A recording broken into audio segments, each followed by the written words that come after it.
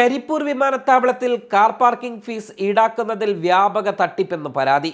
സമയം തിരുത്തിയും വാഹനങ്ങളുടെ സീറ്റിന്റെ എണ്ണം തെറ്റായി കാണിച്ചുമാണ് തട്ടിപ്പ് നടത്തുന്നത് എന്നാണ് യാത്രക്കാർ പറയുന്നത്.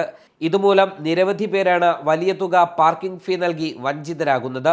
തോന്നിയതുപോലെയാണ് തുക ഈടാക്കുന്നതെന്നും ആരോപണമുണ്ട്. ഇതു സംബന്ധിച്ച് ദിനേന വാക്കേറ്റവും ഇവിടെ പതിവാണ്. യാത്രക്കാരെ ടെർമിനലിന് മുന്നിൽ നിന്ന് കയറ്റിയും ഇറക്കിയും വരുന്ന വാഹനങ്ങൾ 13 മിനിറ്റിനുള്ളിൽ വിമാനത്താവളത്തിൽ നിന്ന് പുറത്തിറങ്ങിയാൽ ഫീസ് നൽകേണ്ടതില്ല. എന്നാൽ ഇവരിൽ നിന്നടക്കം മിനിമം 40 രൂപ പാർക്കിംഗ് ഫീസ് വാങ്ങുകയാണ് ചെയ്യുന്നത്. രസീത് പലതിനും നൽകുന്നുമില്ല.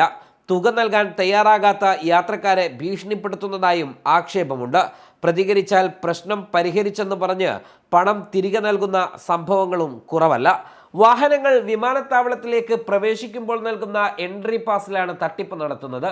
പാസിൽ രേഖപ്പെടുത്തുന്ന സമയവും യഥാർത്ഥ സമയവുമായി മാറ്റമുണ്ടെന്ന് യാത്രക്കാർ പറയുന്നു. എൻട്രി പാസിൽ 5 മിനിറ്റ് കൂടുതലാണ് രേഖപ്പെടുത്തുന്നതത്രേ. ഇതുമൂലം പുറത്തിറങ്ങുമ്പോഴേക്കും സമയം കഴിഞ്ഞെന്ന് പറഞ്ഞ് മിക്ക വാഹനങ്ങളിൽ നിന്നും തുക പിരിക്കാം. ഇതിനു പുറമെ വാഹനത്തിന്റെ സീറ്റിന്റെ എണ്ണത്തിലാണ് മറ്റൊരു തട്ടിപ്പ്.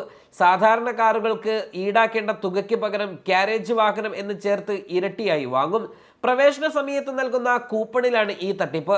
ക്യാരേജ് വിഭാഗത്തിനുള്ളതിന് നിലവിലുള്ള തുകയുടെ ഇരട്ടിയാണ് നൽകേണ്ടത്. ഇന്നോവ കാറിനടക്കം ഇതോടെ ടെമ്പോ ട്രാവലറിന്റെ നിരക്കാണ് നൽകേണ്ടി വരിക. കരിപ്പൂരിലെ പാർക്കിംഗ് തട്ടിപ്പിനെതിരെ വ്യാപക പ്രതിഷേധം ഉയർന്നിട്ടുണ്ട്. ഇത് സംബന്ധിച്ച് എയർപോർട്ട് അതോറിറ്റിക്ക് പരാതി നൽകിയിട്ടും നടപടിയില്ല എന്നും യാത്രക്കാർ പറയുന്നു. ന്യൂസ് ഡെസ്ക് സുപ്രഭാതം.